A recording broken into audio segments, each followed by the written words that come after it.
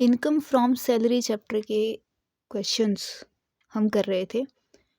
तो आज अगले क्वेश्चंस करने हैं। हमने पार्ट 1 से लेके पार्ट 4 तक क्या किया। आपकी बुक में इनकम टैक्स लॉ की बुक में स्टार्टिंग से क्वेश्चन दिए हुए हैं। If salary is due last day of the month, if salary is due first day of the month, है ना, ये क्वेश्चंस थे। उसके बाद फिर आरपीएफ के क्वेश्चंस थे, प्रोविडेंट फंड। उसके बाद फिर अलाउंसेस के क्वेश्चन आए, जिसमें मेन अलाउंस पढ़ने वाला था HRA, that is house rent allowance. तो जैसे कि बुक में इलस्ट्रेशंस क्वेश्चंस दिए हुए थे, हम उसके अकॉर्डिंग अपना ये चैप्टर चला रहे हैं। पिछले पार्ट में हाउस रेंट अलाउंस कराया था मैंने, उसके क्वेश्चंस करवाए थे, एडवांस क्वेश्चन भी किया था एक। तो उससे अगले क्वेश्चंस करते हैं इस वीडियो में। देखो इलस्ट्रेशन नंबर 16 लिया है मैंने। अब अलाउंसेस ऑलमोस्ट ख़त्म हो गए, मतलब अलाउंसेस आएंगे फर्दर, पर जब लास्ट में जो क्वेश्चंस होते हैं ना आपके फुल फ्लेज क्वेश्चंस, उसमें सारी चीज़ें आएंगी। अभी के लिए फ़िलहाल बुक में क्या है कि भी अलाउंसेस थे, पहले अलाउंसेस निकाल रहे थे हम देख के चार्ट से कि जो उनसे पार्शियली टैक्सेबल है, जो उनसे फुली टैक्सेबल है ना, फुली एग्जम्प्टेड है, जो उसके अकॉर्डिंग हम क्वेश्चन कर रहे थे। तो अभी बुक में आगे परक्विजिट्स हैं। क्या है बुक में आगे? पर्क्स, ठीक है। और क्या है आपके? अलाउंसेस। फिर लास्ट में, जब लास्ट में जो फुल फ्लेज क्वेश्चन होंगे, उसमें आपके अलाउंसेस भी होंगे प्लस परक्विजिट्स भी होंगे, सारी पर्क्स। तो फ़र्क क्या है? ये इन कैश होते हैं आपके, ठीक है, कंपनी इन कैश मतलब कैश देती है। और पर्क्स क्या होते हैं? इन काइंड, इन काइंड क्या होती है? ये फैसिलिटी होती है जो एम्प्लॉय को दी जाती है। अब एग्जाम्पल के तौर पे पिछले पार्ट में हमने हाउस रेंट अलाउंस किया, एचआरए।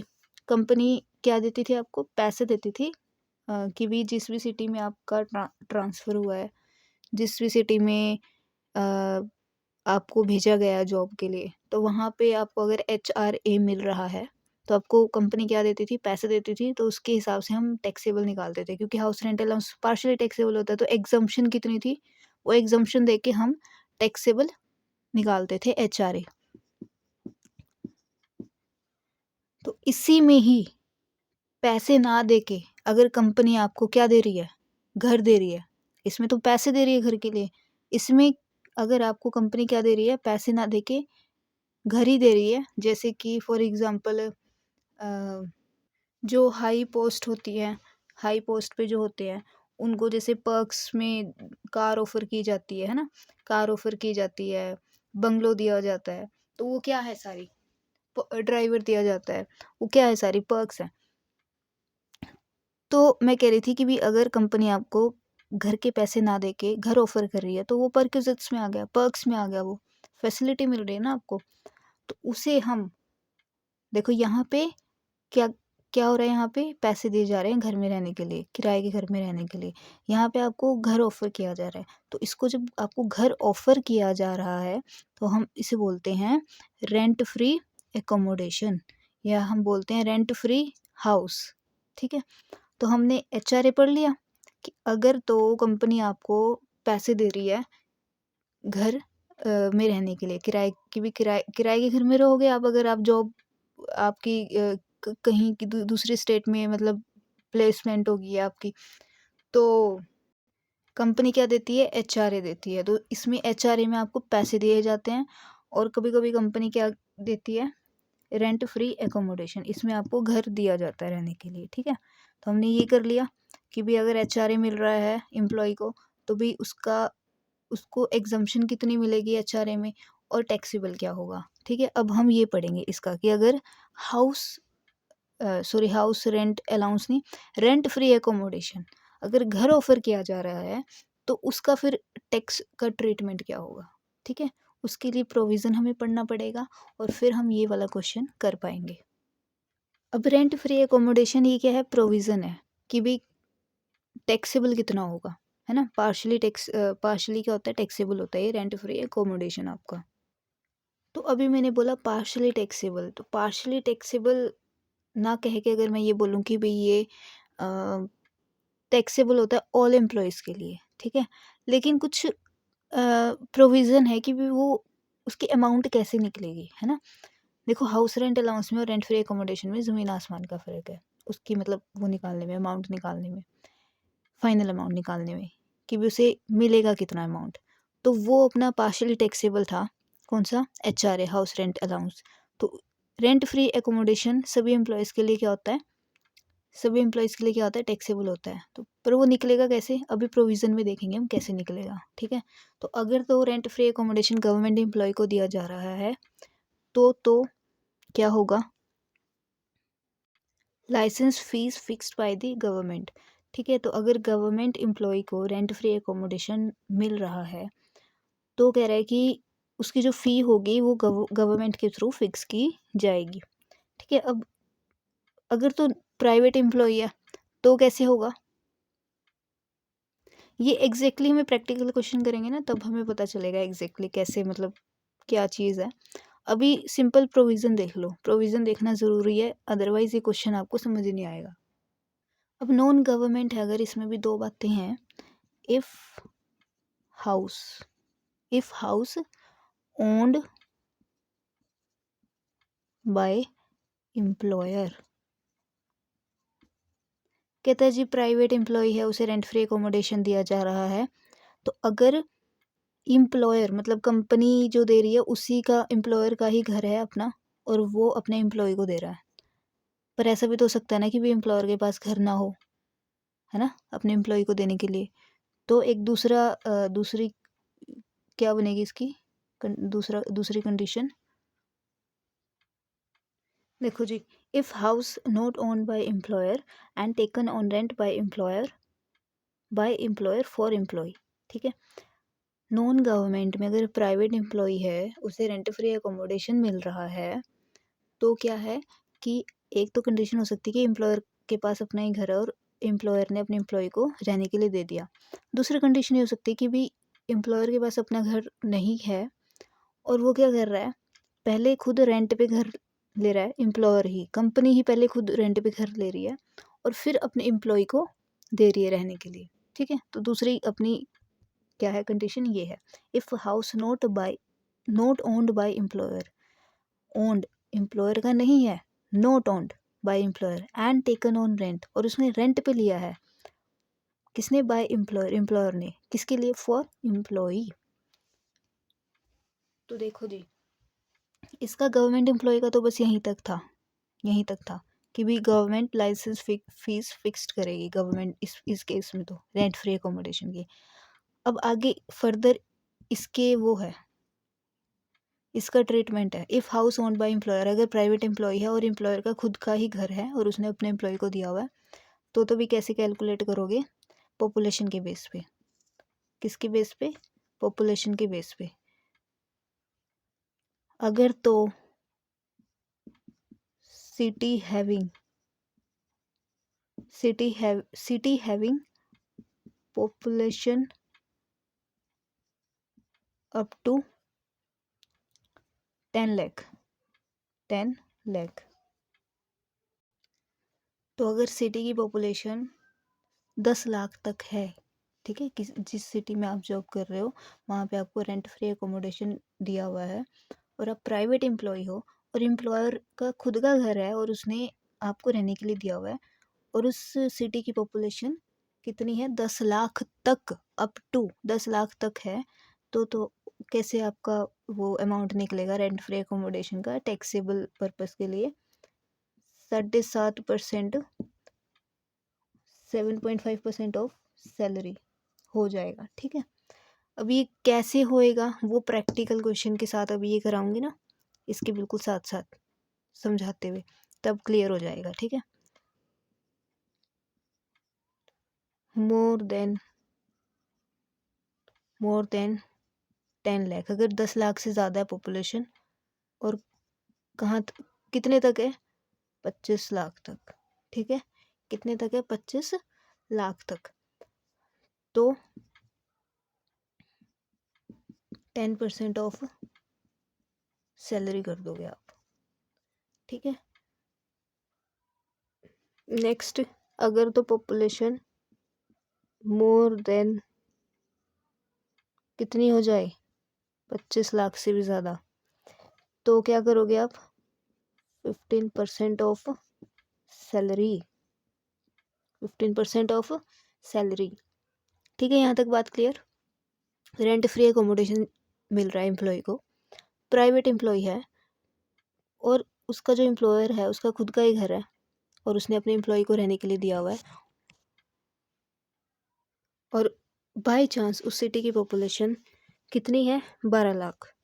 तो इसमें फॉल करेगा 10 लाख से ज़्यादा और 25 लाख तक, तो सैलरी का 10% कर दोगे। ठीक है, अगर 25 लाख से ज़्यादा है पॉपुलेशन तो 15% सैलरी का कर दोगे, एज सिंपल एज डैट। तो यहाँ पे जो बात की जा रही है कि 7.5% करना है सैलरी का, 10% करना है, 15% करना है सैलरी का, तो जो ये सैलरी वर्ड है तो इसका मीनिंग क्या है? कौन सी सैलरी मतलब, है ना? सैलरी तो काफ़ी टाइप की होती है, डीए भी आता है सैलरी में, कमीशन आपको मिल रहा है वो भी सैलरी में आता है ना? बोनस दिया जा रहा है एम्प्लॉयर के द्वारा आपको, वो भी सैलरी में आता है। तो सैलरी का मीनिंग क्या है एग्जैक्टली, वो अभी मैं आपको बताऊंगी आगे, लेकिन उससे पहले इसका देख लेते हैं। इसका तो देख लिया हमने कि अगर तो नॉन गवर्नमेंट एम्प्लॉय है और एम्प्लॉयर का खुद का घर है, उसने अपने एम्प्लॉय को रहने के लिए दिया हुआ है, तो ये चीज़ें आप कर दोगे। ठीक है, क्वेश्चन में ही गिवन होगी पॉपुलेशन आपको। अब दूसरा केस, अगर एम्प्लॉयर ने रेंट पे पहले लिया है घर और फिर अपने एम्प्लॉय को दिया है, तो आप क्या करोगे? तो आप लोगे rent actual rent paid by employer, और क्या है बीच में? और 15%, 15% ऑफ सैलरी। कहते हैं जी, अगर तो एम्प्लॉयर के पास खुद का घर है नहीं और उसने रेंट पे लिया पहले फिर अपने एम्प्लॉय को दिया हुआ है, तो कहता है कि इस कंडीशन में आप कैसे निकालोगे rent free accommodation? Actual rent paid by employer वो ले लोगे, जितना एम्प्लॉयर रेंट पे कर रहा है उस घर का वो अमाउंट, और सैलरी का 15%। इन दोनों में से, किस में से? इन दोनों में से जो लेस होगा वो आ जाएगा, विच एवर इज लेस।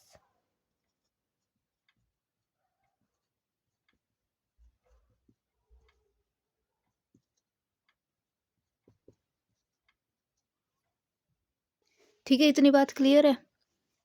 कुछ नहीं अभी। कहते हैं रेंट फ्री एकोमोडेशन अगर दिया जा रहा है क्वेश्चन में, गवर्नमेंट एम्प्लॉय है तो उसकी जो लाइसेंस फिक्स फी है वो फिक्स्ड होगी गवर्नमेंट के थ्रू। प्राइवेट एम्प्लॉय है तो अगर एम्प्लॉयर ने अपना उसका खुद का ही घर है और अपने एम्प्लॉय को दिया हुआ है, तो पॉपुलेशन के हिसाब से आप उतने % सैलरी का कर दोगे। अगर एम्प्लॉयर ने रेंट पे लिया हुआ है घर और फिर अपने एम्प्लॉय को दिया हुआ है, तो क्या करोगे? जितना एम्प्लॉयर उस हाउस का रेंट पे कर रहा है वो एक्चुअल रेंट, जो एक्चुअल रेंट होगा वो अमाउंट ले लोगे, और सैलरी का 15% ले लोगे। इन दोनों में से जो लेस होगा वो आप ले लोगे अमाउंट। अभी आपका प्रोविज़न ख़त्म नहीं हुआ, अभी आगे भी है। और क्या क्या चीज़ें आपको देखनी पड़ेगी इसमें। कहते हैं जी, fair market value not be considered, fair market value will not be considered.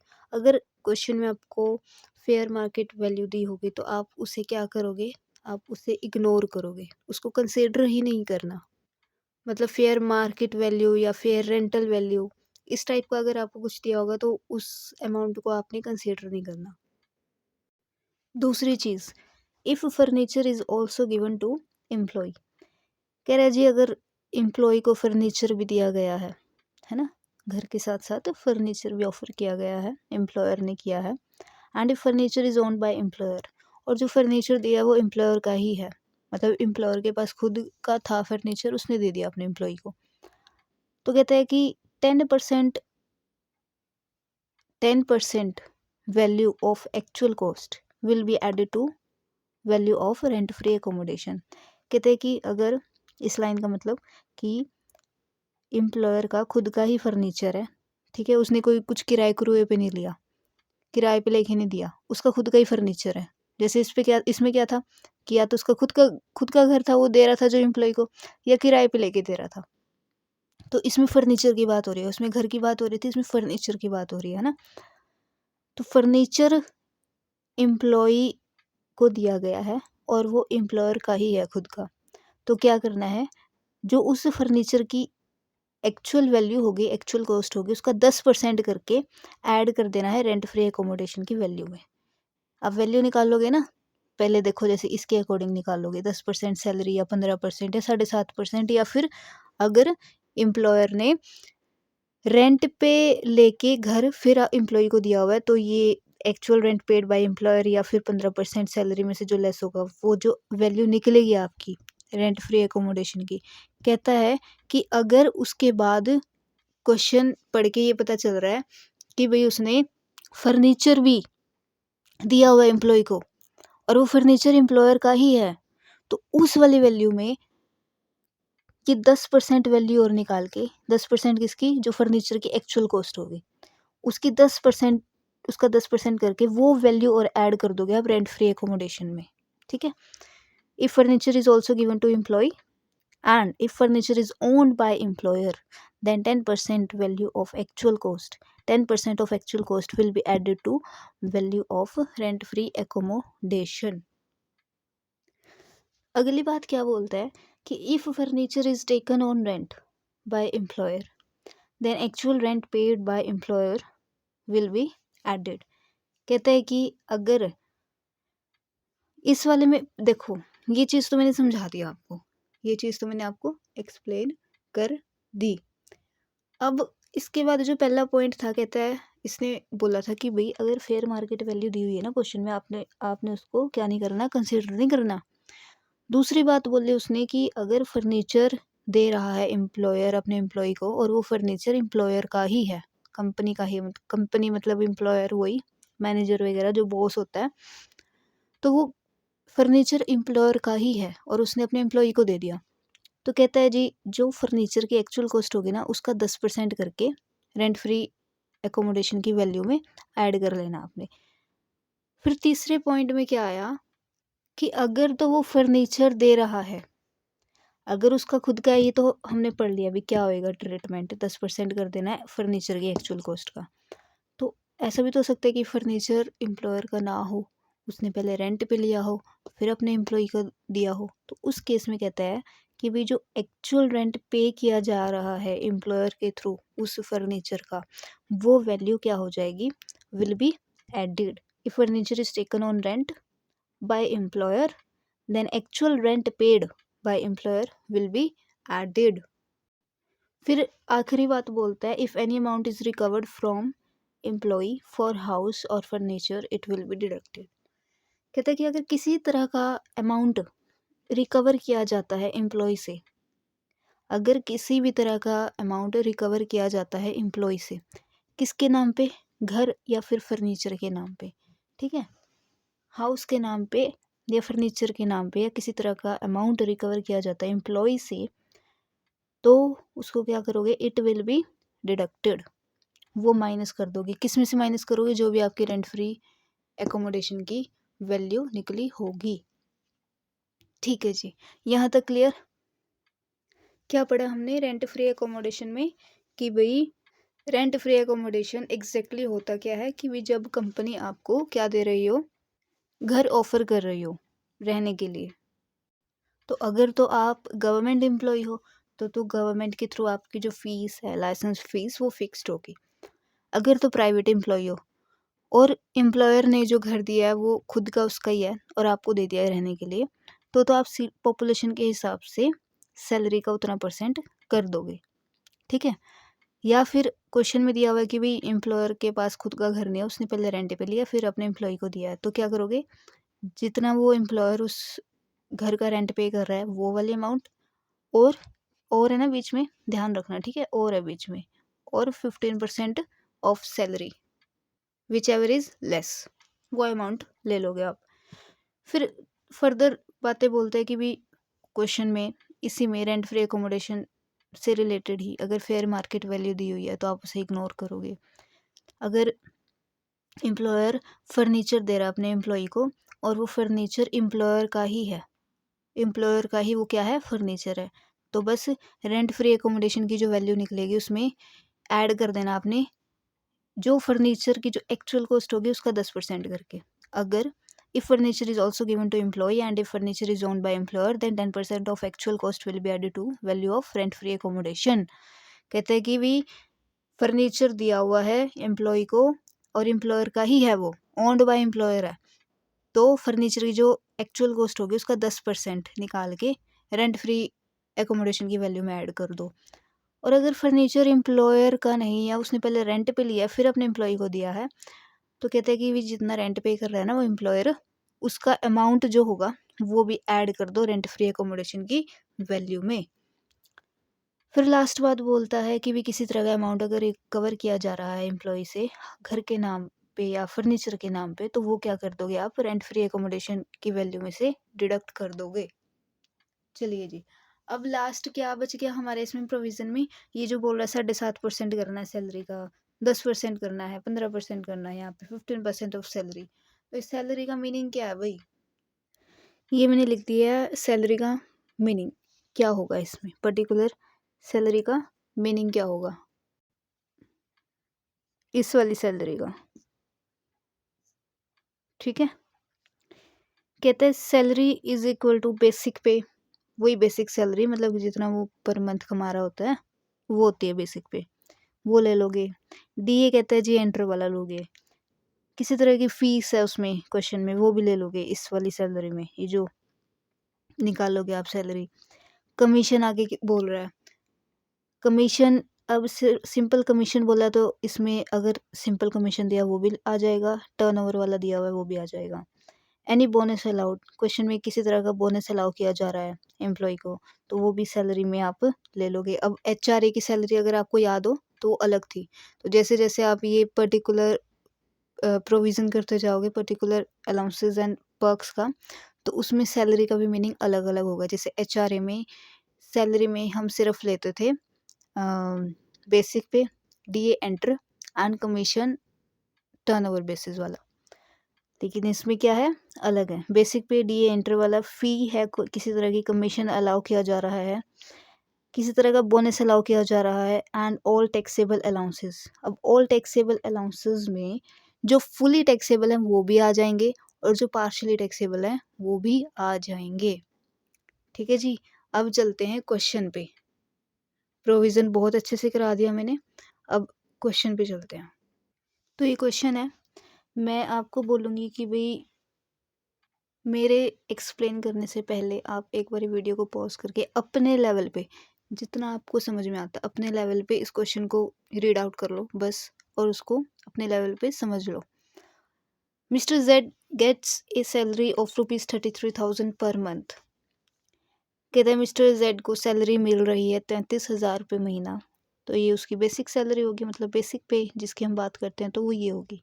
And he has been provided with rent free furnished accommodation, कहते हैं कि उसे रेंट मतलब घर दिया जा रहा है, rent free furnished accommodation at Karnal, जिसकी पॉपुलेशन दी हुई है 7.5 लाख।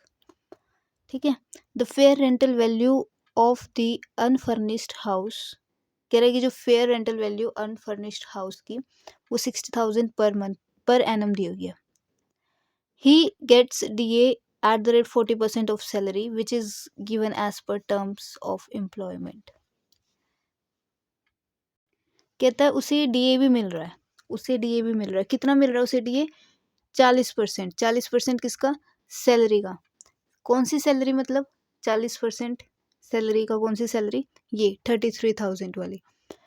तो इसका इसका पर मंथ है मतलब पर एनम निकाल के उसका 40% कर दोगे तो डी आ जाएगा। आगे कहता है which is given as per terms of employment, मतलब एंटर वाला है डी। ठीक है, अगर आपको ऐसे लिखा हो क्वेश्चन में which is given as per terms of employment, या फिर लिखा हो it enters into pay for retirement benefits, तो इसका मतलब होता है कि वो डी एंटर वाला है, सिंपल वाला नहीं है।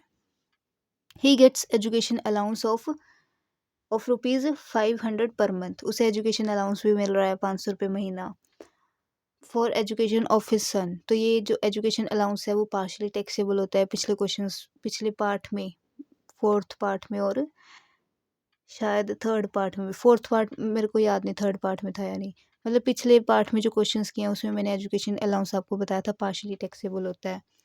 पार्शली टैक्सेबल होता है तो एग्जम्पशन कितनी है इसमें?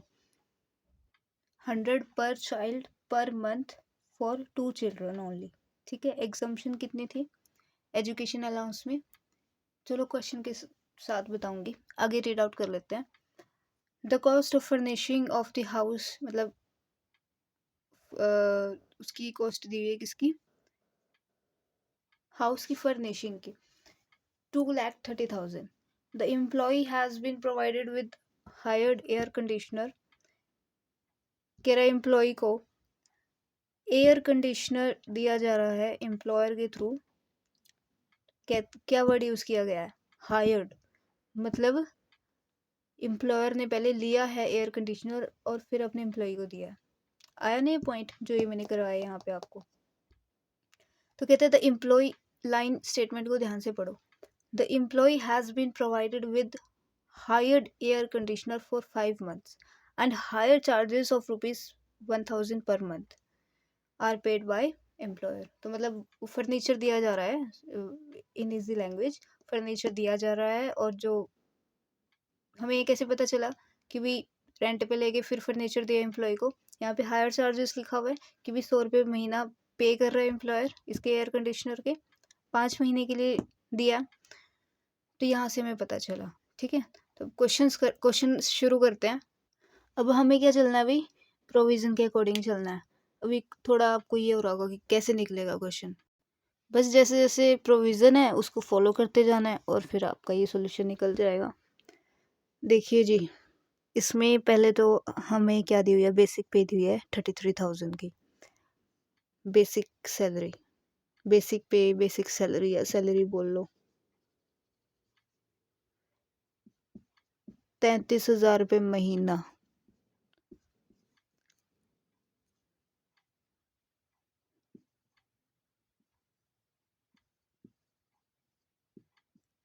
Per annum 3,96,000।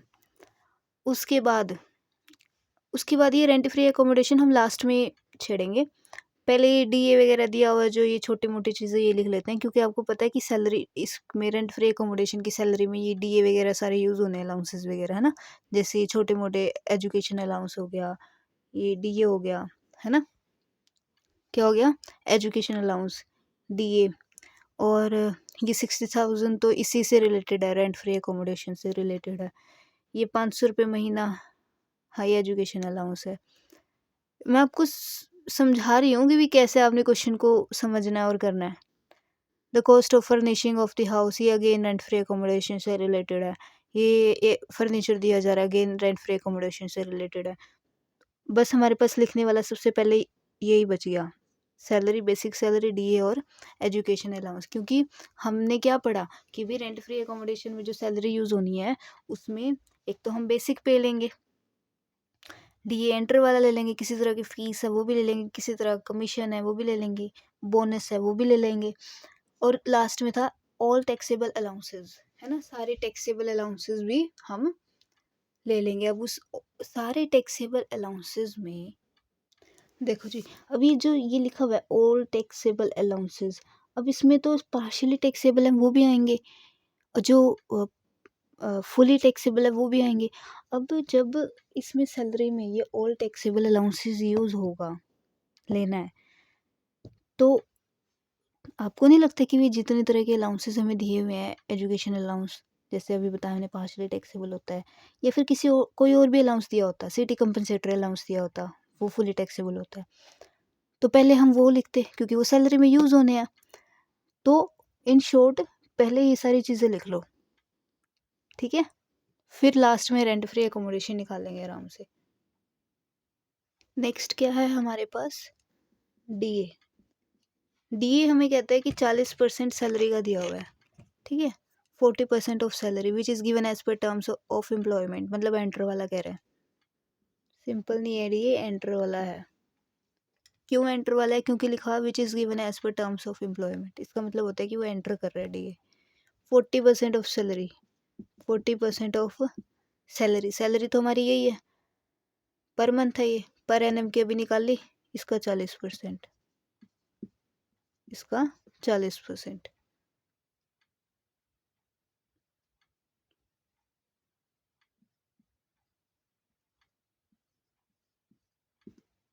ठीक है जी। Next, education allowance.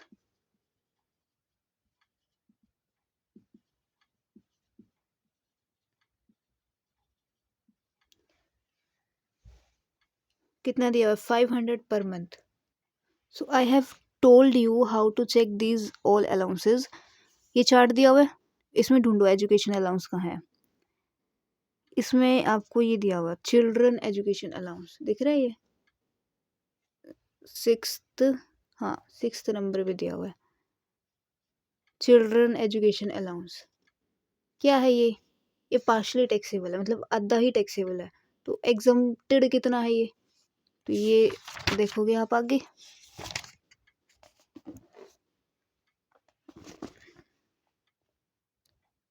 देखो जी, एग्जम्प्टेड कितना है, exempted up to 100 per month है पर चाइल्ड फॉर 2 चिल्ड्रन। कहते हैं कि 2 चिल्ड्रन तक ये एग्जम्पशन है। 100 रुपये महीना एक बच्चे का, 100 रुपये महीना पर चाइल्ड फॉर 2 चिल्ड्रन ओनली, इतनी क्या है एग्जम्पशन है। तो करो एग्जाम्प्ट इसे। क्वेश्चन में कितना गिवन है आपको education allowance? 500 per month, 500 per month, 12 5 60, तो 0। अभी अंदर ही लिखूंगी इसे, है ना, क्योंकि ये पार्शियली टैक्सेबल है। अगर ये फुली टैक्सेबल होता तो जैसे डीए लिखा मैंने, जैसे ये चीज़ें लिखी एज इट इज़, इसको बाहर लिख देती। अगर फुली टैक्सेबल होता तो पंगा यही है ना, ये पार्शियली टैक्सेबल है, इसमें से एग्जम्पशन देनी पड़ेगी।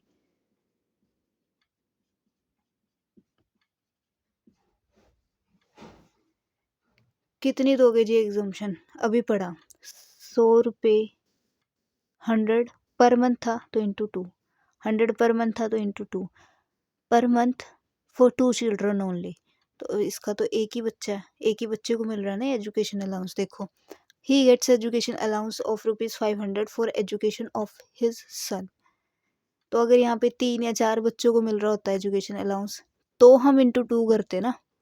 यहाँ पे अगर 500 पर मंथ 3 या 4 बच्चों को मिल रहा होता तो इंटू 2 करते ना हम। तो क्या करते, इंटू 2 करते, क्योंकि 2 बच्चों तक ही एग्जम्पशन है। तो यहाँ पे है इसका एक बच्चा, तो इंटू 1 करने की ज़रूरत है ही नहीं। तो ये 1200 रुपये एग्जम्प्ट हो जाएगा, टैक्सेबल हो जाएगा 4800। चलिए जी, अब आते हैं हम अपना रेंट फ्री एकोमोडेशन पे। और कुछ तो बचा नहीं, एजुकेशन अलाउंस लिख दिया, डीए लिख दिया, बेसिक सैलरी लिख दी, रेंट फ्री एकोमोडेशन या रेंट फ्री हाउस, कुछ भी कह लो, एक ही बात है। रेंट फ्री हाउस लिख देती हूँ मैं ना, छोटा पड़ेगा मुझे।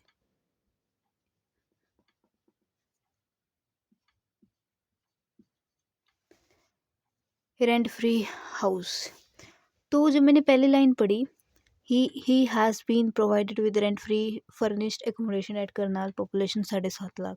तो मैंने यहीं से अंदाज़ा लगा लिया, मुझे यहीं से पता चल गया, क्या पता चल गया कि भाई जो इसे रेंट फ्री हाउस मिला हुआ है वो इसके एम्प्लॉयर का खुद का ही है, ओन्ड बाय एम्प्लॉयर है।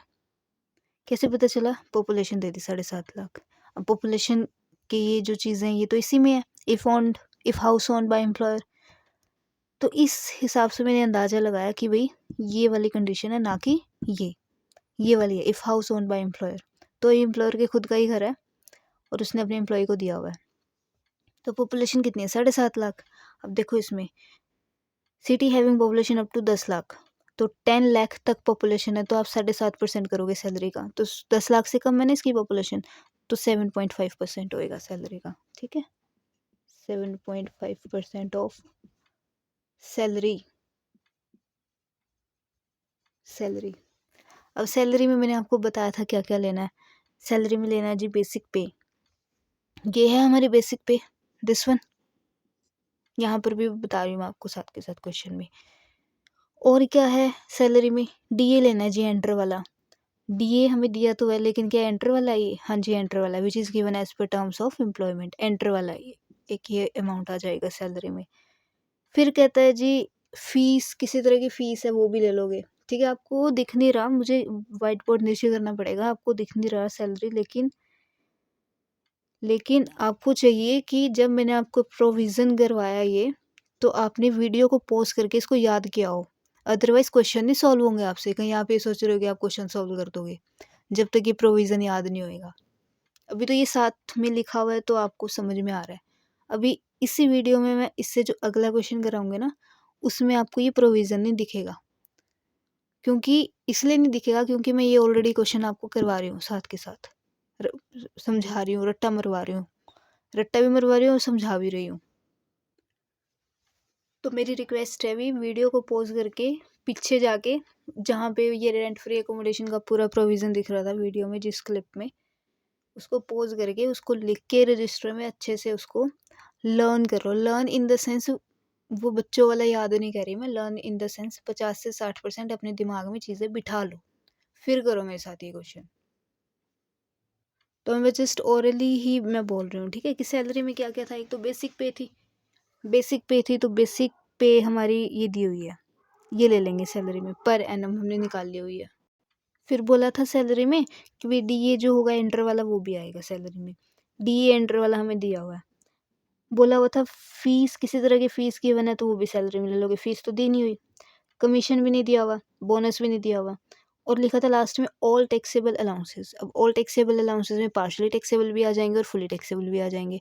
अब एजुकेशन अलाउंस क्या है हमारा, पार्शली टैक्सेबल है, तो ये लोगे सैलरी में, नहीं लोगे, ऑब्वियसली लोगे, क्यों नहीं लोगे, ठीक है जी। तो ये सारी चीज़ें बन गई अपनी सैलरी 3,96,000। तभी मैं बोल रही थी कि ये जो छोटी मोटी चीज़ें ये पहले लिख लो, रेंट फ्री अकोमोडेशन बाद में निकाल लेंगे। अब रीज़न पता चला, चलो जी सैलरी कैलकुलेट करो। 3,96,000 प्लस 1,58,4,000 प्लस 4,800। 3,96,000 प्लस 1,58,400 प्लस 4,800 का 7.5% कितना आया, 41,940।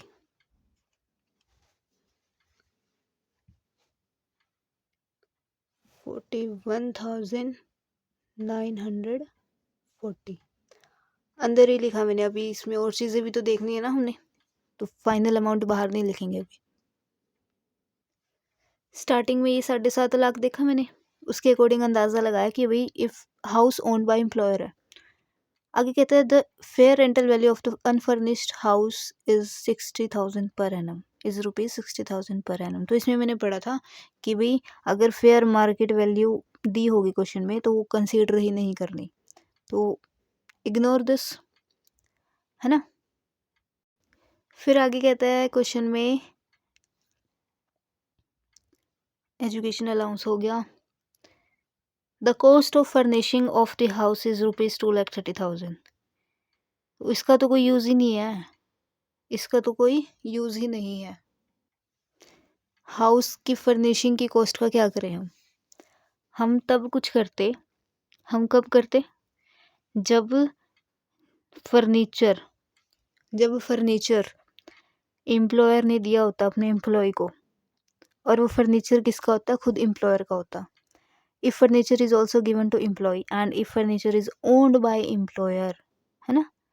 हम तब इसका कुछ करते जब फर्नीचर एम्प्लॉय को दिया होता एम्प्लॉयर ने, और वो फर्नीचर एम्प्लॉयर के खुद का होता, तो हम क्या करते, फर्नीचर की जो एक्चुअल कॉस्ट होती उसका 10% करके, फर्नीचर की जो एक्चुअल कॉस्ट होती उसका 10% करके रेंट फ्री एकोमोडेशन की वैल्यू में ऐड कर देते।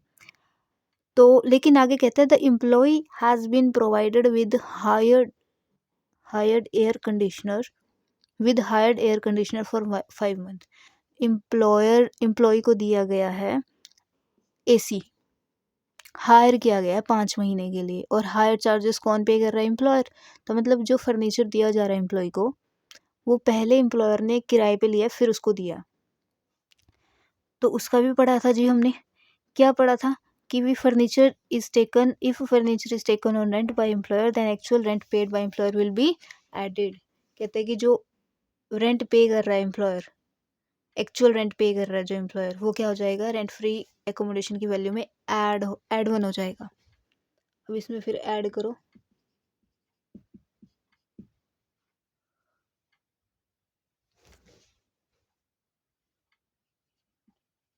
रेंट पेड बाय एम्प्लॉयर, कितना रेंट पे कर रहा है वो, 1000 रुपये महीना, 1000 रुपये महीना। कितने महीने के लिए इसने हायर किया, 5 मंथ्स, तो 5000 आपने इसमें ऐड कर दिया।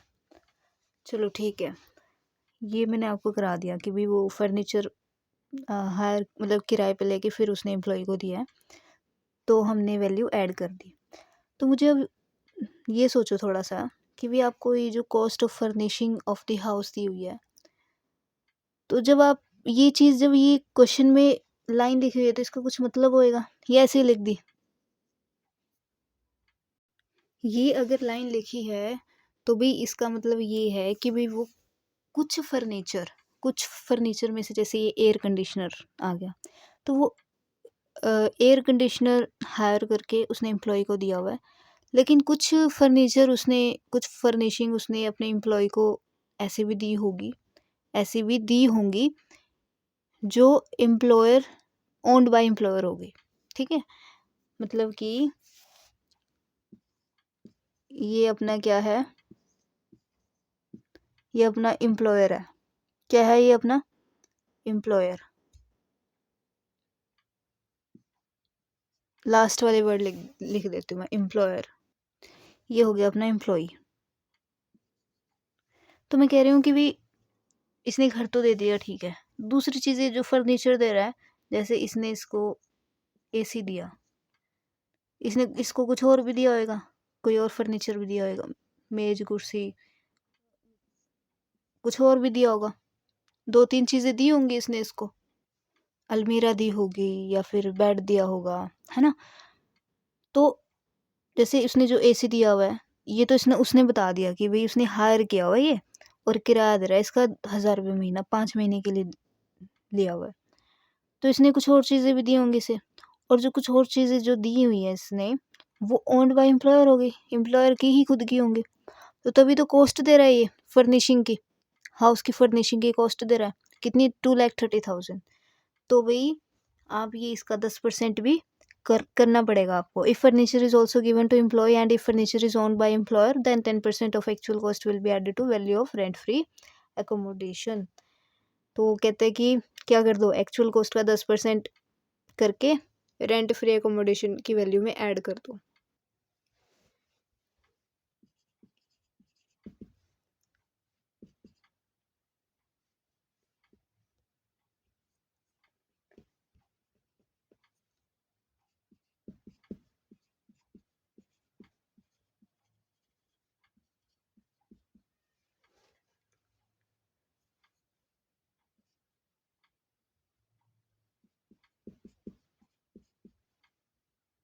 $2,30,000,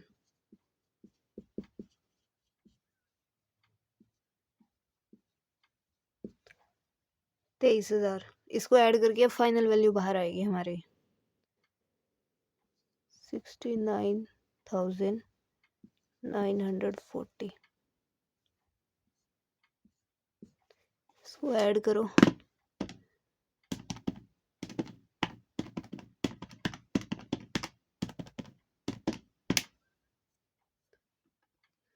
6,29,140।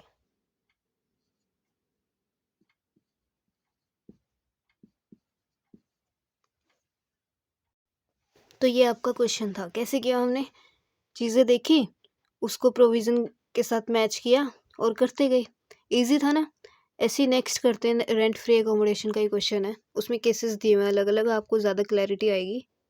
हाँ, और इस क्वेश्चन में अगर बोला होता कि भाई किसी एक अमाउंट दे दिया जाता और बोला जाता कि भाई एम्प्लॉय से रिकवर किया जा रहा है, तो आप उसको क्या करते, प्रोविज़न के according, if any amount is recovered from employee for the name of house और furniture it will be deducted, आप उसे माइनस कर देते इसमें से, जैसे हम ऐड कर रहे थे। चलिए जी, नेक्स्ट क्वेश्चन देखो, Mister Arup Sen has furnished following particulars. Salary दी हुई है, डियरनेस अलाउंस दिया हुआ है, एंटरटेनमेंट अलाउंस, बोनस। अच्छा, इसमें एंटरटेनमेंट अलाउंस भी आ गया। पिछले पार्ट में क्वेश्चन में एंटरटेनमेंट अलाउंस आया था और मैंने आपको पूरा प्रोविज़न ही बताया था। बस ये बताया था कि ये गवर्नमेंट एम्प्लॉइज़ को दिया जाता है, एग्जम्पशन इसकी। तो उसमें वो गवर्नमेंट एम्प्लॉय था नहीं, तो पूरा का पूरा चेक के टैक्सेबल कर दिया था और बोला था कि भी नेक्स्ट वीडियो में किसी में क्वेश्चन में ये एंटरटेनमेंट अलाउंस आएगा तो मैं आपको समझाऊंगी प्रोविज़न। ठीक है, इसका प्रोविज़न भी मैं आपको समझा देती हूँ। देखो जी, एंटरटेनमेंट अलाउंस एग्जैक्टली क्या होता है इसमें। जैसे आप कंपनी में काम कर रहे हो ना, क्लाइंट्स आते हैं तो उनका एंटरटेनमेंट करने के लिए आप बिस्किट्स ऑफर करते हो, कॉफ़ी, चाय, ये सारी चीज़ें ऑफर करते हो। कभी कभी लंच भी करवाना पड़ता है। तो ये सारी चीज़ों के लिए पैसे खर्च होते हैं, तो उसमें फिर गवर्नमेंट आपको एंटरटेनमेंट अलाउंस प्रोवाइड करती है। तो कहता है जी सिर्फ़ और सिर्फ़ गवर्नमेंट एम्प्लॉइज़ को दिया जाता है अलाउंस, प्राइवेट एम्प्लॉय का कोई रोल नहीं है इसमें।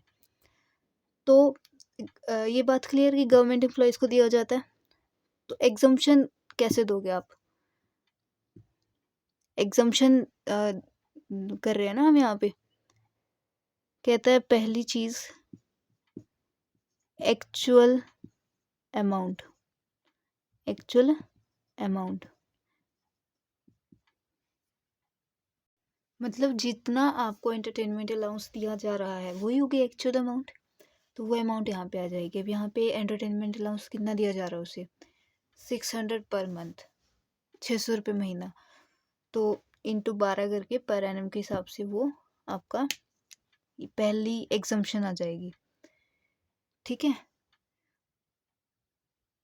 सेकंड क्या है?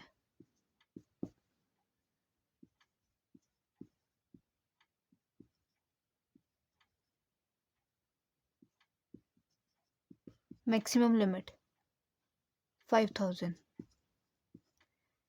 सेकंड एग्जम्पशन है मैक्सिमम लिमिट 5000। मतलब ये इसमें यार समझाने वाला कुछ नहीं है, बस वही है, अपनी तरफ से 5000 अमाउंट लिख देनी है आपने, अपनी तरफ से 5000 मैक्सिमम लिमिट लिख देनी है। इसका कोई लॉजिक नहीं है। ठीक है, तीसरा 1/5 ऑफ बेसिक सैलरी कह रहा है। तीसरा क्या करना है, कैसे निकलेगी एग्जम्पशन? जो बेसिक सैलरी है आपकी उसका 1/5 कर देना। ठीक है, अब बेसिक सैलरी आपको पता ना कौन सी होती है? बेसिक सैलरी जो वो पर मंथ कमा रहा होता है। अब इस क्वेश्चन में बेसिक सैलरी 25,000 पर मंथ, 25,000 रुपये महीना, तो ये बेसिक सैलरी होगी। तो क्या कह रहे हैं, 1/5 कर देना इसका। तो ये जो तीन अमाउंट्स हैं ये एग्जम्पशन होगी इसकी, और इसमें से जो लीस्ट होगी ना, least of the following is deducted. जो इसमें से लीस्ट होगी वो क्या हो जाएगी, माइनस हो जाएगी। उतनी एग्जम्पशन मिल जाएगी और फिर बाहर टैक्सेबल फाइनल अमाउंट चला जाएगा। ठीक है, तो ये एंटरटेनमेंट अलाउंस का प्रोविजन था छोटा सा। अब इसको करते हैं क्वेश्चन के साथ। मैं क्वेश्चन रीड आउट नहीं कर रही क्योंकि बहुत बड़ा क्वेश्चन है। ठीक है, ऐसे रीड करने से क्या फ़ायदा, आप अपने लेवल पे खुद वीडियो को पॉज करके आप इसको रीड कर लो, ज़रूर से भी ज़रूर। साथ के साथ क्वेश्चन रीड करेंगे और साथ के साथ सॉल्यूशन निकाल लेंगे। पहला दिया हुआ है, सैलरी दी हुई है आपको, बेसिक सैलरी 25,000 रुपये महीना। सैलरी 25,000 पर मंथ है, तो इंटू 12 कर देंगे हम, 3 लाख। ठीक है, डी दिया हुआ है, ब्रैकेट में लिखा है इट एंटर्स इनटू पे फॉर रिटायरमेंट बेनिफिट्स, तो मतलब एंटर वाला है। ठीक है जी, डी ए कितना, 5,000 रुपये महीना इंटू 12, 60,000। एंटरटेनमेंट अलाउंस दिया हुआ अगला 600 रुपये महीना। अभी समझा दिया मैंने इसका प्रोविजन, सिर्फ और सिर्फ गवर्नमेंट एम्प्लॉयज़ को दिया जाता है ये, और प्राइवेट एम्प्लॉयज़ को तो ये अलाउ ही नहीं होता। तो प्राइवेट एम्प्लॉयज़ को तो एग्जम्पशन भी नहीं मिलेगी, मतलब इसमें से जो तीन अमाउंट में से लिस्ट करना है वो फिर एग्जम्पशन भी नहीं मिलेगी। तो वो पूरा का पूरा प्राइवेट एम्प्लॉय के केस में पूरा का पूरा उठा के क्या कर देंगे, हम टैक्सेबल कर देंगे। सिर्फ और सिर्फ गवर्नमेंट के केस में हम एंटरटेनमेंट अलाउंस को कैलकुलेट करेंगे। किसके अकॉर्डिंग कैलकुलेट करेंगे, जैसे कि मैंने अभी आपको ब्लू वाले से ये प्रोविज़न एक्सप्लेन किया। तो यहाँ पे तो मुझे ये जो अपना एंटरटेनमेंट अलाउंस है ना, ये मुझे निकालना ही निकालना पड़ेगा। क्यों निकालना पड़ेगा? क्योंकि इसमें ना केसेस हैं, देखो इसमें ये mister Arup San government employee है। अब तीसरे केस में ये प्राइवेट सेक्टर में काम कर रहा है, चौथे केस में ये प्राइवेट सेक्टर में काम कर रहा है। तो भाई अगर दो प्राइवेट एम्प्लॉई है, उसमें एंटरटेनमेंट अलाउंस, अभी मैंने आपको समझाया, उसमें एंटरटेनमेंट अलाउंस की जो एग्जम्पशन है वो नहीं दी जाती, वो पूरा का पूरा टैक्सेबल हो जाता है। तो इस केस में हम पूरा का पूरा टैक्सेबल कर देंगे।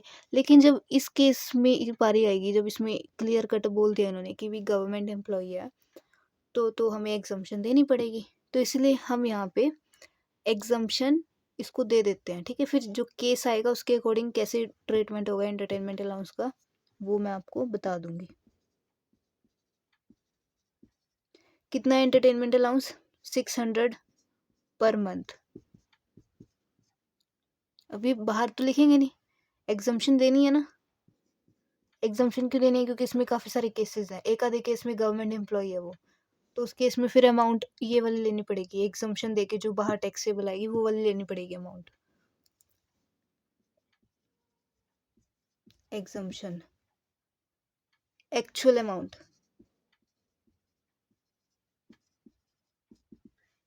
एक्चुअल अमाउंट में मैंने आपको समझाया था, जितना उसे एंटरटेनमेंट अलाउंस मिल रहा है, कितना मिल रहा है? 600 रुपये महीना। वही 600 इंटू 12, 7200। तो पहली एग्जम्पशन ये बन गई आपकी। सेकंड एग्जम्पशन क्या बनेगी आपकी? Maximum limit. मैंने बोला था इसका कोई लॉजिक नहीं, अपनी तरफ से 5000 अमाउंट लगानी होती है। थर्ड क्या है? 1/5 कर दो बेसिक सैलरी का। बेसिक सैलरी अपनी ये है 25,000 रुपये महीना, यानी 3 लाख का 1/5,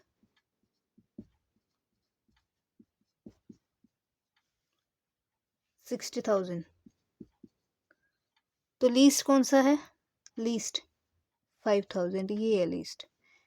तो ये क्या बोला था? Least of the following will be exempted. ये लीस्ट है तो ये एग्जम्पशन इतनी मिल जाएगी इसे 5,000 की, बाकी फिर 2,200 टैक्सेबल हो जाएगा एंटरटेनमेंट अलाउंस। आगे देखो, निकल गया हमारा एंटरटेनमेंट अलाउंस। एंटरटेनमेंट अलाउंस के बाद बोनस दिया हुआ है, ये तो हम वो निकाल रहे हैं ना, ग्रॉस सैलरी। तो उसमें तो हम सारा कॉन्टिन्यूटी में लिखेंगे। 16,000 दिया हुआ बोनस आपको।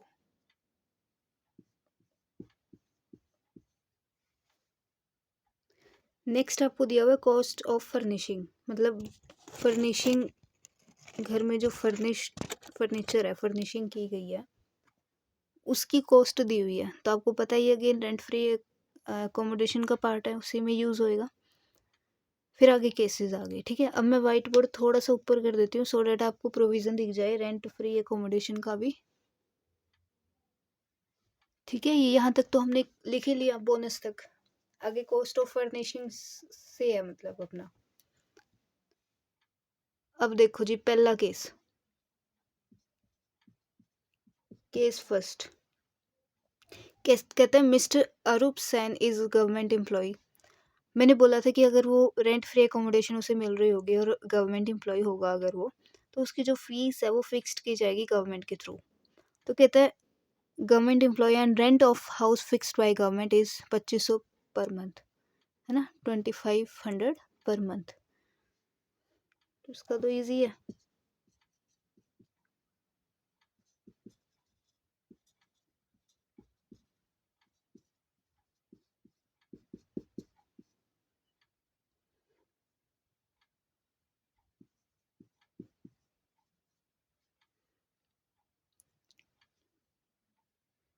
कर दिया। अब पहले केस में कुछ और तो नहीं दिया हुआ रेंट फ्री अकोमोडेशन से रिलेटेड, क्या किसी तरह की अमाउंट तो नहीं रिकवर की जा रही एम्प्लॉय से? नहीं की जा रही। लेकिन यहीं पे ऊपर क्वेश्चन में जब आपको DA basic salary entertainment allowance bonus दिया हुआ था, तो यहाँ पे एक चीज़ देखो, कॉस्ट ऑफ फर्निशिंग दी हुई है। कॉस्ट ऑफ फर्निशिंग कितनी? 1,20,000। तो फर्नीचर दिया जा रहा है मतलब एम्प्लॉय को, और वो फर्नीचर दिया जा रहा है, और वो कौन सा है? किराए पे लेके दिया जा रहा है या एम्प्लॉयर का ही है? एम्प्लॉयर का ही है वो फर्नीचर, तभी वहाँ पे कॉस्ट दी हुई है फर्नीचर की। और प्रोविज़न में क्या लिखा था कि भाई फर्नीचर अगर एम्प्लॉयर का खुद का है और वो एम्प्लॉय को दे रहा है, तो 10% फर्नीचर का, जो फर्नीचर की जो एक्चुअल कॉस्ट होगी उसका 10% करके रेंट फ्री अकोमोडेशन की वैल्यू में आप ऐड कर दोगे। तो इसीलिए वो आपको एक्चुअल कॉस्ट दी हुई है फर्नीचर की 1,20,000। तो इनडायरेक्टली हमें समझना पड़ेगा कि भाई फर्नीचर भी दिया जा रहा है और वो ओन्ड बाय एम्प्लॉयर है, तो उसका 10% कर दोगे आप ऐड। 10% of actual cost. 1,20,000 का 10%, 12,000।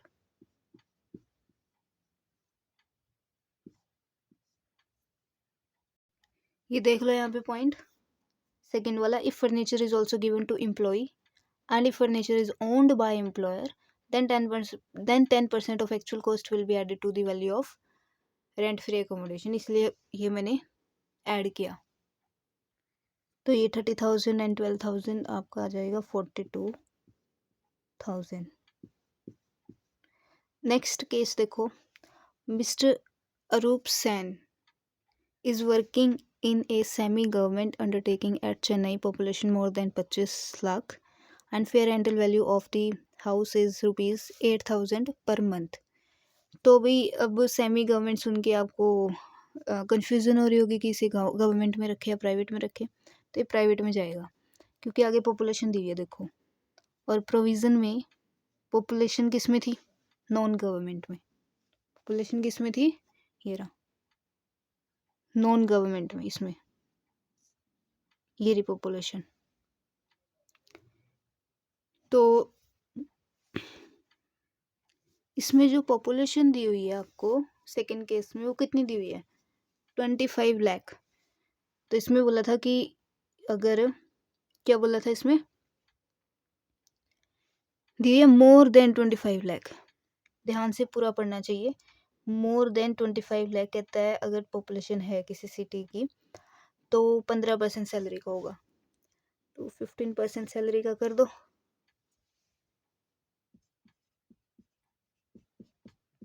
Case second, 15% of salary.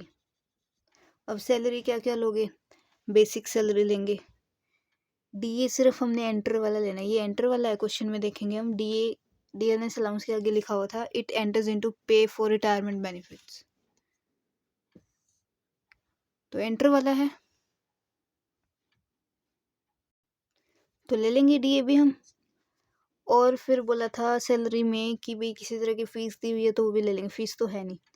फिर कमीशन बोला था, कमीशन भी नहीं है क्वेश्चन में। बोनस है बोनस, ये हमने लिखा था ना क्वेश्चन में से, ये 16,000 का बोनस, ये तो ये भी ले लेंगे हम सैलरी में। फिर बोला था ऑल टैक्सेबल अलाउंसेस, ठीक है। मैं नीचे लिखा हुआ है यार सैलरी, मैं वाइट बोर्ड मुझे फिर से नीचे एडजस्ट करना पड़ेगा वीडियो को पॉज करके, तो भी सुन लो बस तुम, दिखा मैंने बहुत बारी दिया। तो सैलरी में था रेंट फ्री एकोमोडेशन की सैलरी कैलकुलेट करने के लिए, सैलरी का जो मीनिंग था डैट इज़ बेसिक पे, DA enter, fees, commission, any bonus allowed, all taxable allowances. All taxable allowances में जितनी पार्शली टैक्सेबल है और फुली टैक्सेबल है वो सारे आ जाएंगे। तो अब इसमें एंटरटेनमेंट अलाउंस पार्शली टैक्सेबल है for government employees and fully taxable है फॉर नॉन गवर्नमेंट एम्प्लॉयज़। तो सेकेंड केस में ये भाई प्राइवेट सेक्टर में ही काउंट होएगा। तो भाई प्राइवेट सेक्टर में जब ये काउंट होगा, तो मैंने एंटरटेनमेंट अलाउंस बताया था सिर्फ गवर्नमेंट एम्प्लॉयज़ को दिया जाता है, एग्जामेशन सिर्फ गवर्नमेंट एम्प्लॉयज़ को मिलती है, तो इसे तो मिलेगी नहीं एग्जामेशन। इसके केस में तो पूरा का पूरा टैक्सेबल होगा एंटरटेनमेंट अलाउंस। तो ये एंटरटेनमेंट अलाउंस की जो अमाउंट है ये तो एग्जम्पशन दे के निकली थी, तो ये नहीं लोगे आप कौन से लोगे, ये वाली, क्योंकि ये प्राइवेट एम्प्लॉय है और प्राइवेट एम्प्लॉय के केस में एंटरटेनमेंट अलाउंस पूरा का पूरा टैक्सेबल होता है। और एंटरटेनमेंट अलाउंस की जो वैल्यू थी वो थी कितनी थी भाई, ये 600 रुपये महीना। तो ये पूरा का पूरा 600 इंटू 12 दैट इज 7200 पूरा का पूरा टैक्सेबल हो जाएगा। तो हम क्या लेंगे सैलरी में, हम ले लेंगे जी बेसिक पे, हम ले लेंगे जी ये एंटर वाला एंटरटेनमेंट अलाउंस, क्योंकि प्राइवेट एम्प्लॉय है तो पूरा का पूरा ये टैक्सेबल हो जाएगा 7200, और ये बोनस ले लेंगे। ठीक है, तो उसका फिर हम 15% कर देंगे। सैलरी लिखो यहाँ पे 3 lakh basic salary plus DA enter वाला लेंगे, क्वेश्चन में अभी दिखाया था ना एंटर कर रहा है, लिखा हुआ था एंटर्स इनटू पे फॉर रिटायरमेंट बेनिफिट्स 60,000 प्लस और क्या होएगा 7200 एंटरटेनमेंट अलाउंस प्लस बोनस 16,000 का, तो ये बन जाएगा आपका 15% ऑफ 383,200। ठीक है, इनको प्लस करके 3 लाख प्लस 60,000 प्लस 7200 प्लस 16,000 3,83,200। इसका कितना परसेंट 15%, इसका 15% करके आ जाएगा आपका 57480 57480।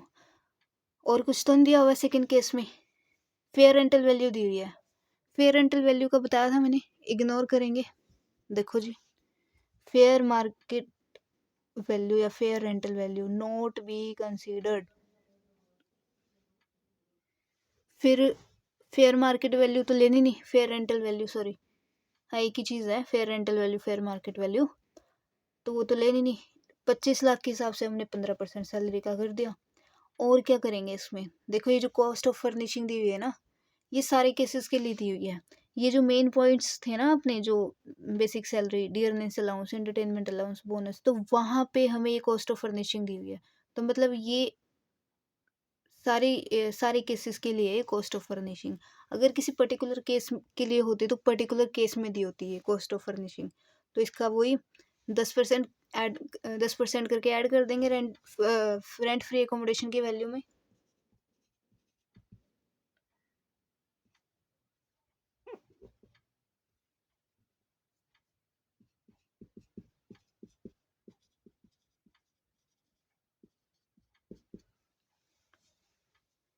$1,20,000 का वही 10%,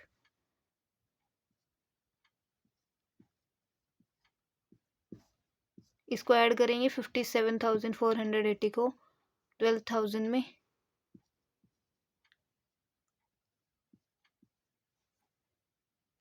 नेक्स्ट केस देखो, case number 3, mister Arup Sen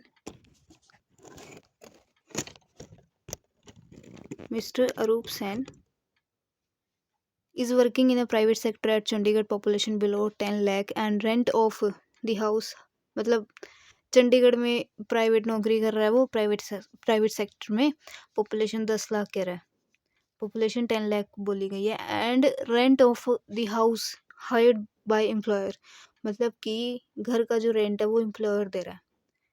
इसका मतलब उसके एम्प्लॉयर ने पहले किराए पे घर लिया फिर अपने एम्प्लॉय को दिया, ये वाला केस है। If house not owned by employer and taken on rent by employer for employee. तो ये जो ये पॉपुलेशन दी हुई है, ये क्या कैसे क्यों दी हुई है, आपको कंफ्यूज करने के लिए। ये इसलिए दी हुई है कि भी बिलो 10 लाख है, तो ये देख के आप 7.5% सैलरी का कर दो। आपको आगे पूरा पढ़ना ध्यान से, बोला हुआ rent of house hired by employer is 6,000 रुपये महीने पे घर लेके एम्प्लॉयर ने फिर अपने एम्प्लॉय को दिया है। ठीक है, तो पहले उसने किराए पे लिया हुआ है फिर घर दिया हुआ है, तो ये वाली सिचुएशन है। तो क्या करोगे आप, actual rent paid by employer और 15% of salary which ever is less. Case कौन सा ये, थर्ड।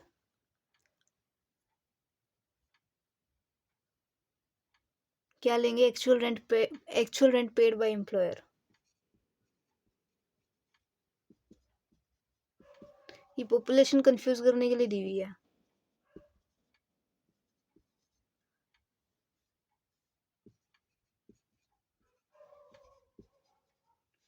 कितना रेंट पे कर रहा है वो, 6,000। तो 6,000 इंटू 12, 6,000 इंटू 12। अभी मेरे पास यहाँ पे स्पेस नहीं है, मैंने ये प्रोविज़न लिखा हुआ है, लेकिन करते हैं एडजस्ट।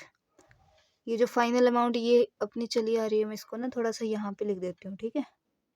यहाँ पे 72,000, 6,000 इंटू 12, 72,000। और प्रोविज़न में क्या था, actual rent paid by employer और 15% of salary which ever is less. देखो जी, ये है, ये जाएगा आपका, जितना एम्प्लॉयर रेंट पे कर रहा है उस घर का वो, और सैलरी का 15%। और सैलरी का मीनिंग तो पता ही है आपको, रेंट फ्री एकोमोडेशन में। और अच्छा, अभी वैसे भी ना इसको हम अंदर ही लिखेंगे, क्योंकि अभी जो विच एवर इज लेस होगा वो जाएगा ना बाहर। इसको बिल्कुल यहाँ लिखती हूँ मैं, फाइनल अमाउंट तो निकलेगा ही नहीं, दोनों में से जो लेस होगा वो बाहर जाएगा। और 15% ऑफ सैलरी। सैलरी का मीनिंग पता है आपको, सैलरी हमने यहाँ पर भी कैलकुलेट की थी, कहाँ की थी, जब ये सेकंड केस में 15% किया था सैलरी का, है ना। यहाँ पर भी हमने कैलकुलेट की थी ये वाली, तो यही ले लेते हैं हम। लेकिन इसमें आपको ना एक चीज़ और ध्यान रखनी है। अब जैसे ही सैलरी हमने कैलकुलेट की थी केस टू में कैलकुलेट करनी पड़ी थी, और केस टू में जो वही एम्प्लॉय था ना वो प्राइवेट सेक्टर का था। अब इस सैलरी में तो इंटरटेनमेंट अलाउंस भी आया हुआ है, और सेकंड केस में ये कैलकुलेट की है ना। सेकंड केस में देखो आप, अगर आपको दिखाई दे रहा है तो यहाँ से, हाँ दिख रहा है, ठीक है। सेकंड केस में सेमी गवर्नमेंट था ये, मतलब प्राइवेट सेक्टर में ही हमने काउंट किया इसे। तो इसमें सैलरी की ज़रूरत पड़ी थी हमें, 15% किया था हमने सैलरी का, ये रहा 15% सैलरी का किया था। तो आप ये ध्यान रखो कि इस वाली सैलरी में ना, आपको पता है रेंट फ्री एकोमोडेशन की सैलरी में बेसिक पे, डीए एंटर वाला, fees commission, bonus, all taxable allowances including partially taxable and fully taxable, वो सारे आ जाएंगे। तो इसमें एंटरटेनमेंट अलाउंस का अमाउंट भी आया हुआ है, ये वाला, है ना। तो ये एंटरटेनमेंट अलाउंस फुली टैक्सेबल के हिसाब से अपनी सैलरी निकली हुई है ना। क्योंकि केस सेकंड में प्राइवेट एम्प्लॉय था, तो एंटरटेनमेंट अलाउंस हमने ये fully taxable, as a fully taxable लिया था, तो उसके हिसाब से सैलरी निकली हुई है। तो केस थ्री में भी प्राइवेट सेक्टर में ही काम कर रहा है, तो आप ये सैलरी यूज़ कर सकते हो। और अगर अब केस थ्री निकाल रहे हो, है ना, केस थ्री निकाल रहे हो, तो अगर ये केस थ्री में गवर्नमेंट उसमें होता तो फिर सैलरी की ज़रूरत ही नहीं पड़ती, licence fee fixed by government हो जाती, जैसे केस वन में था। तो थोड़ा सा आपको ये चीज़ भी इन चीज़ों की भी साथ साथ के साथ इन चीज़ों का भी ध्यान रखना है, ठीक है। कि भाई किस केस में कौन से सेक्टर में है वो, गवर्नमेंट एम्प्लॉय है या नॉन गवर्नमेंट एम्प्लॉय है, और जो सैलरी कैलकुलेट की हुई आप पहले की उठा रहे हो, उसमें ये चीज़ें ध्यान रखनी है, ठीक है। तो सैलरी दोबारा से कैलकुलेट करने की ज़रूरत है नहीं, चल जाएगी वही। सो 15% ऑफ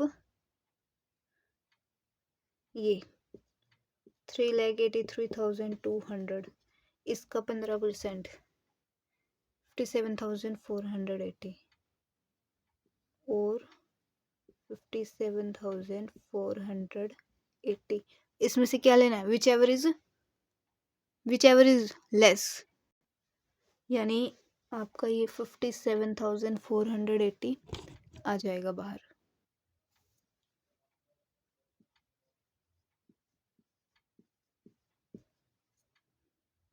नेक्स्ट क्वेश्चन में कह रहा है, इसी में केस थ्री में ही, he is also provide with hire refrigerator whose hire charges, मतलब कि रेफ्रिजरेटर उसने अपने एम्प्लॉय को दिया है।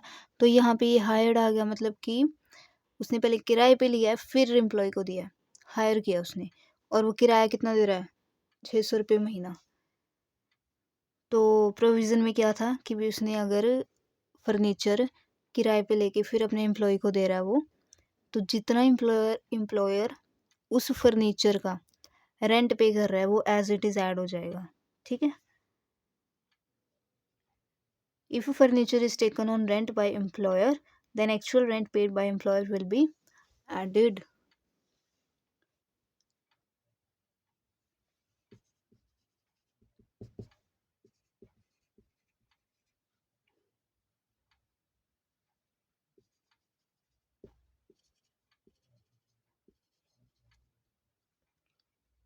कितना, 600 रुपये महीना, 600 रुपये महीना यानी 7200 किस में ऐड होएगा, इसमें। तो यहाँ पे ना मेरे पास स्पेस नहीं है भाई, मैं क्या करूँ अब, इसको मैं इसमें से विच एवर इज लेस था ना, इसमें से विच एवर इज लेस था, इसको मैं रब करके नीचे ही लिख देती हूँ, क्योंकि प्रोविज़न की तो ज़रूरत पड़ेगी, केस 4 भी बचा अभी। ये आया हमारे पास निकल के। एक्चुअल हायर चार्जेस कितने आए हमारे, 600 रुपये महीना इंटू 12, 7200। और क्या आएगा इसमें केस 3 में, एक आपको रेफरी वो दिया हुआ था, फर्निशिंग की कॉस्ट दी हुई थी इसके। और प्रोविज़न कहता है कि भाई फर्नीचर अगर ओन्ड बाय एम्प्लॉयर है और एम्प्लॉय को दिया हुआ है, तो 10% किसका, एक्चुअल कॉस्ट का, उसका करके ऐड कर दोगे रेंट फ्री एकोमोडेशन की वैल्यू में। तो cost of furnishing, actual cost क्या है फर्निशिंग की, 1,20,000, वही जो हम सब में ऐड करते आ रहे हैं ये 10% of actual cost, 10% of actual cost. तो केस 3 में भी होगी।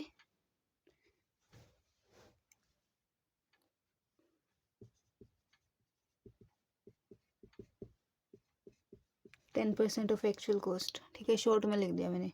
1,20,000 थी कॉस्ट ऑफ फर्निशिंग, 1,20,000 का 10% 12,000। तो ये ऐड करो, ये ना ध्यान रखना, ये है मेन अमाउंट्स। मैंने स्पेस के इशू के कारण मैंने ये अंदर लिखा है, वरना ये अमाउंट यहाँ पे आनी थी, यहाँ पे ऐसे चल रहे थे ना। इसमें से विच एवर इज लेस आया था हमारा 57,480, इसमें 7,200 प्लस और 12,000 प्लस करके ये आपका आ जाएगा 76,680।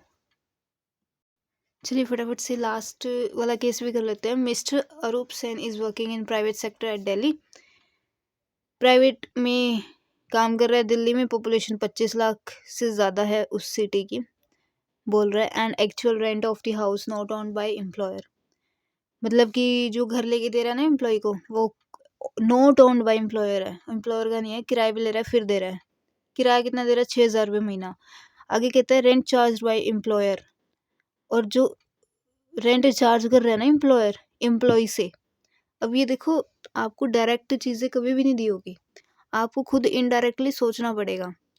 पूरे सेंटेंस को पढ़ोगे, स्टेटमेंट को पढ़ोगे ना, तब कहीं जाके आपको ये चीज़ पता चलेगी कि ये एम्प्लॉय से चार्ज किया जा रहा है 3,000 रुपये महीना।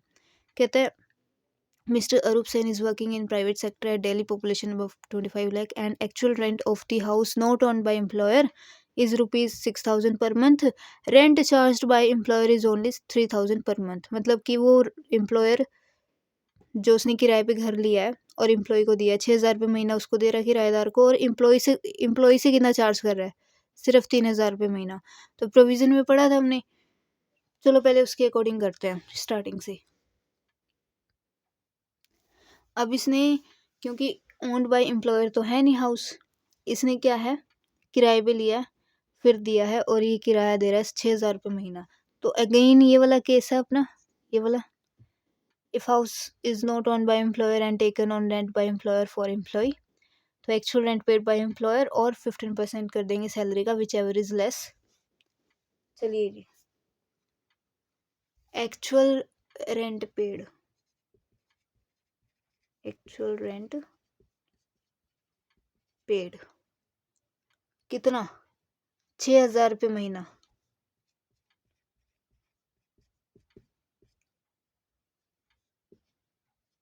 $72,000, ठीक है। और 15% ऑफ सैलरी, और 15% किसका, सैलरी का।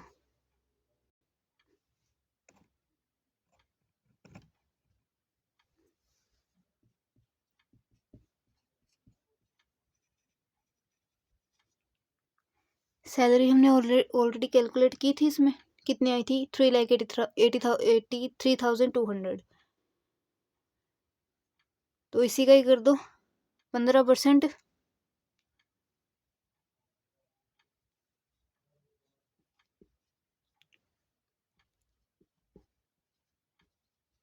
सैलरी क्या आई थी हमारी रेंट फ्री एकोमोडेशन के लिए, यहाँ मैं ब्रैकेट में लिख देती हूँ, मैं लिखूंगी नहीं, मेरे पास जगह कम है। अब क्या कह रहा है, विच एवर इज लेस, तो कौन सा लेस है, 57,480, तो ये आ जाएगा अपना बाहर। ठीक है, ये फाइनल अमाउंट्स हमने ऐसे बिल्कुल सीधे में लिखनी होती है। मेरा यहाँ पे प्रोविज़न आ गया, इसलिए मैंने ये अमाउंट यहाँ पे कर दी। ठीक है, आपने बिल्कुल स्ट्रेट लिखनी है। फिर आगे क्या कहता है, उसने वो क्या कर रहा है, रेंट चार्ज कर रहा है एम्प्लॉय से। तो इसमें था प्रोविज़न में कि भी अगर if any amount is recovered from employ, किसी भी तरह का अमाउंट अगर रिकवर किया जाएगा एम्प्लॉय से, तो वो क्या हो जाएगा, डिडक्टेड, लेस कर दो,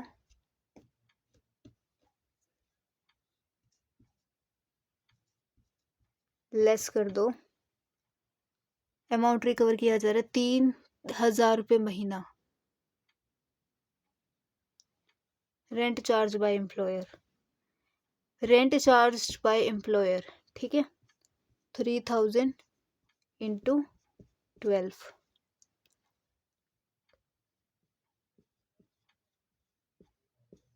ये क्या होएगा, लेस होएगा। और बस खत्म।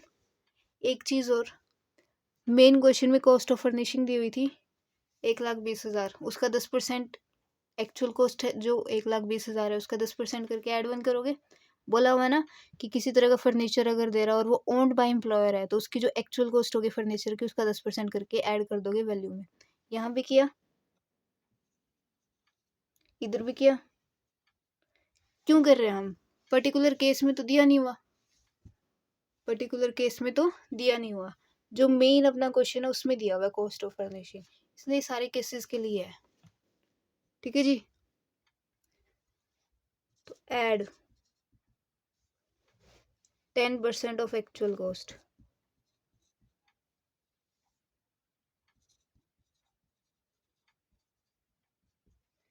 वही 1,20,000 का 10%, 12,000,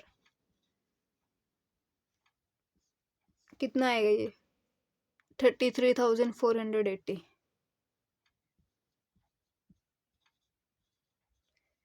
ये था जी आपका क्वेश्चन।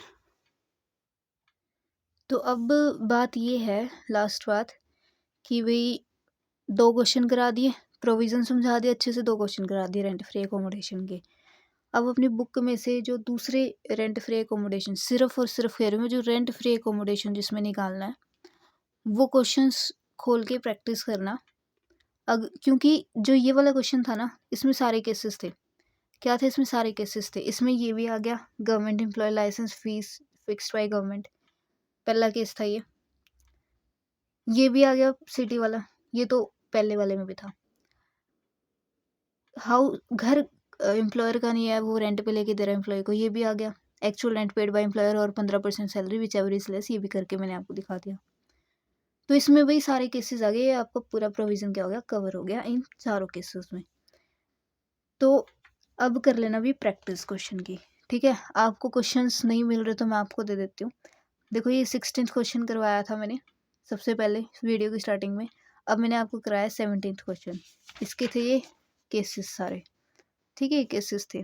उसके बाद ये है आपके पास प्रैक्टिस करने के लिए क्वेश्चन। देखो, अगर प्रैक्टिस नहीं करोगे ना तो आपको पता नहीं चलेगा कि आपको समझ में आया या नहीं। वहीं से आपको पता चलेगा कि अगर क्वेश्चंस निकल जाएंगे तो आपको प्रोविज़न समझ में आ गया। अगर नहीं निकल रहा ना तो मतलब फिर प्रैक्टिस की कमी है। तो पहले तो ये 2 क्वेश्चन यही कर लेना जो मैंने आपको अभी समझाए हैं इस वीडियो में। फिर उसके बाद क्वेश्चन ये इलस्ट्रेशन नंबर 18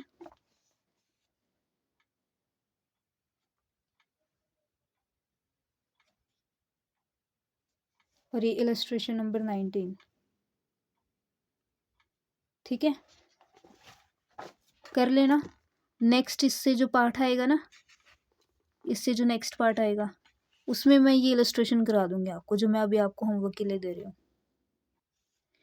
इसका ये आंसर देख लो, मैच कर लेना बाद में। कि फोकस नहीं हो रहा ना, ठीक है। 19th इलस्ट्रेशन जो दिया ना मैंने आपको, इसका आंसर मैंने आपको दिखा दिया, चेक कर लेना। ये जो अगला 20 था ये भी रेंट फ्री एकोमोडेशन पे है। ये 21 भी शायद रेंट फ्री एकोमोडेशन पे है, मैंने अच्छे से देखा नहीं। हाँ, उसी के ऊपर है ये, ठीक है। तो रेंट फ्री एकोमोडेशन मैं अभी आपको और प्रैक्टिस करवाऊंगी, पर चीज़ें आपको तभी अच्छे से समझ आएगी जब आप खुद प्रैक्टिस करोगे क्वेश्चन जो मैंने दिए हैं आपको करने के लिए, ठीक है। ठीक है जी, वीडियो को यहीं पे ख़त्म करते हैं। मिलते हैं नेक्स्ट वीडियो में।